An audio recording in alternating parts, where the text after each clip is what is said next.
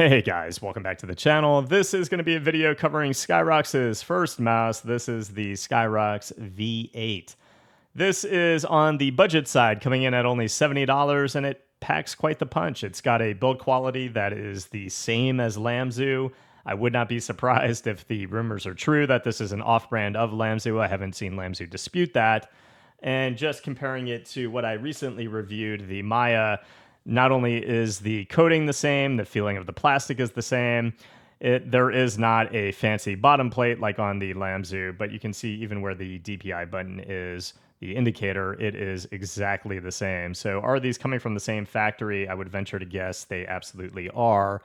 But at $70, the mouse is really packing quite a punch. So I don't know if this is like Lamzu's off-brand for budget mice, or if this is where they're going to be coming out. Maybe they didn't want to be hit and targeted, that this is really a clone of a Pulsar mouse, which we'll get into in a little bit.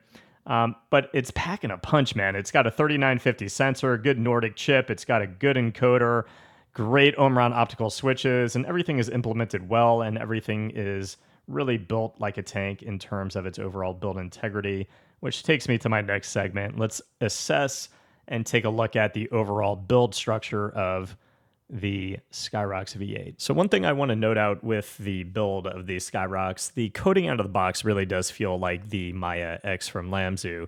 It's kind of like this synthetic-y skin type feel, but that feeling does begin to go away once you start using the mouse. It begins to feel a little bit more plasticky, but it stays dry.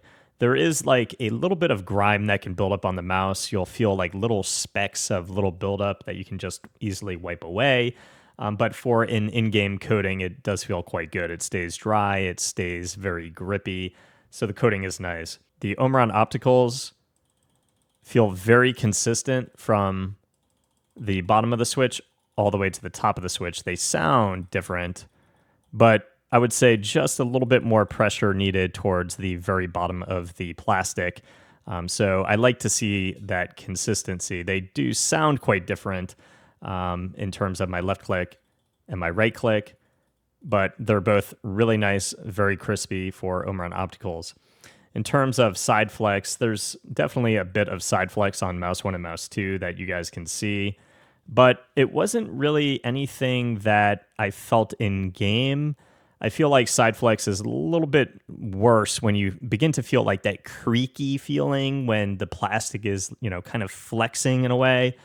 I don't really get that anywhere on the Scyrox, but the plastic does have quite a bit of move, both left and right. In terms of the pre and post travel, there's just a tiny bit of pre-travel before you get to the actuation of the switch. And post travel, once you get the actuation, there's a little bit of post-travel. The post-travel is very insignificant, though, and not really worth mentioning. The side buttons are quite nice on the Scyrox V8. They have just a slight bit of pre-travel, and post-travel, there's a little tiny bit, but nothing that's going into the internal of the shell, nothing that feels significant. So the side buttons feel nice and crispy. Mouse 1 and mouse 2 feels nice and crispy. And I mentioned it before, but the encoder, it's kind of like this silent, thockier type of sound. And mouse 3 does feel, it's got really nice steps, both up and down, very easy for, binding things to in game. And mouse 3 feels really nice. It doesn't require too much force to use, so it's a very accessible button. On the bottom of the mouse, the skates that come in the box are just kind of nothing to write home about. And then you do have an on-off button that's not labeled there and a DPI button. So who cares about labels? You got the functionality of the buttons, and it's nice at least to have the DPI button instead of having to open up the software. And in terms of the overall shell integrity, again, I can push as hard as I can. The shell's barely moving. I can feel it kind of moving a little bit on this right side, but no actuation of the side buttons. I don't feel the plastic flexing at all. Just the bottom plate has a little bit more give, but that's not anything that you're going to be feeling in game as you are exerting force on your mouse. So overall, really good build quality. Again, mirrors that of Lamzu. Again, I don't know if it is an off-brand of Lamzu, but you can see, again, there's just similarities with the positioning of things, the way the plastic feels, the coating, etc. and the plastic or the rubber on the scroll wheel. Now, the most important thing to me is gameplay. Do I play well on the Scyrox V8? Do I play like poo?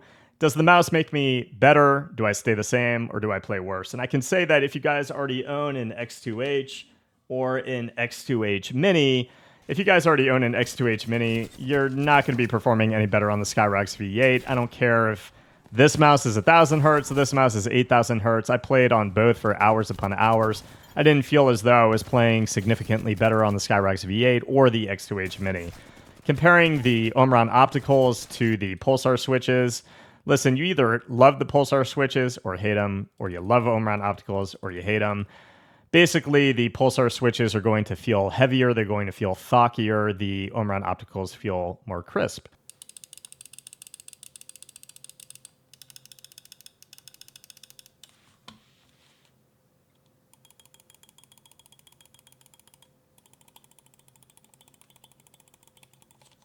And the crispness of the switches is quite nice, but I'm not a hater of the Pulsar optical switches. When they're implemented well, they feel perfectly fine. Now, the main difference between the X2H Mini and the Scyrox V8, though, is the size differential. They are basically the same mouse, but the Scyrox comes in 2 millimeters longer. Because the mouse is a little bit longer, my ring finger actually hits the mouse. Instead of curving around and being a little bit more comfortable, my ring finger actually hits the very edge of the side of the mouse. So when I'm tensing up on this smaller mouse because I have larger hands, my ring finger actually digs into that ridge, making the mouse a little bit more uncomfortable for me over a long duration of time. Does that affect my gameplay? Not really. But over time, the X2H Mini for me is more comfortable. And I feel like because the mouse is shorter, the hump hits me where I like the hump hitting me a little bit more. It feels a little bit more full because the hump hits me right here a little bit better than the Scyrox. Because of that little bit of extra length, the Scyrox actually feels quite a bit flatter than the X2H Mini. So more fullness and a little bit more curvature on the right side of the mouse where my ring finger rests, making the mouse just, to me, feel a little bit better shape-wise. But it's so close that if your main priority is going to be weight savings, coming in at 40 grams with the large size skates compared to 52 grams on the X2H Mini, both of them have great weight balance. But comparing the two, the Scyrox V8 definitely feels feather light coming in at 40 grams.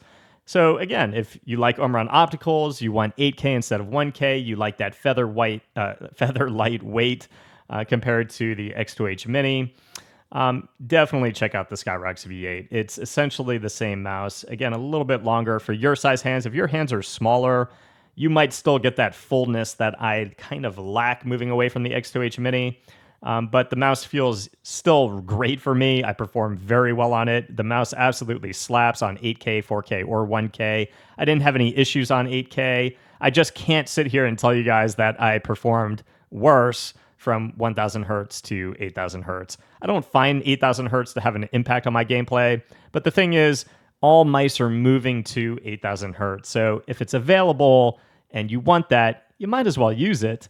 You're not going to get a disadvantage from moving to 8K unless your computer just can't handle it. You're getting FPS dips. But I think we're at a point where everyone should be benefiting from 8K. Again, it's going to be the standard moving into the future. So if it's available, why not try it? Just to show you guys closer what I mean with respect to the shape, the mouse being a little bit longer, again, my ring finger doesn't curve quite as much around the side of the mouse. So where that point is on my ring finger, it is hitting the edge of the mouse. And because of the size, because it's a smaller mouse, I tend to grip a little bit tighter. And it's just digging into that spot, becoming a little bit uncomfortable. Whereas on the X2H, my ring finger gets around the corner a little bit more, and it's a little flatter here. So I'm not hitting the ridge over here on the side of the mouse, and it's not digging into me.